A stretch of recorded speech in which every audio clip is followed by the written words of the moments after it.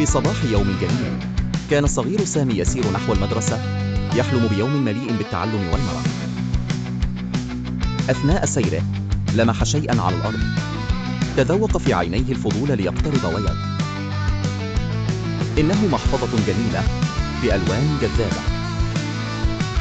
سامي حمل المحفظة بين يديه وأخذ يتأمل فكرته، تارة يتساءل ماذا لو احتفظت بها، وتارة يقول لنفسه لكنها ليست لي. تتوالى الصور في مخيلته، محفظة مليئة بالكنوز.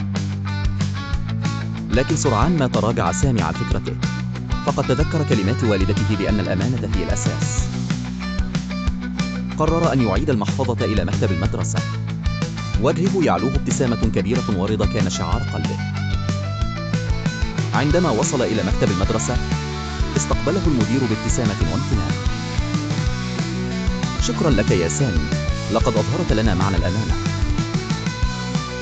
وفي النهاية، يقول العنوان على الشاشة بألوان زاهية: كن صادقا، وافعل الصواب دائما. ثم نسمع صوت طفل مصري يقول بمرح: متنسوش تشتركوا في قناتنا، أتعلم واضحك واتسل.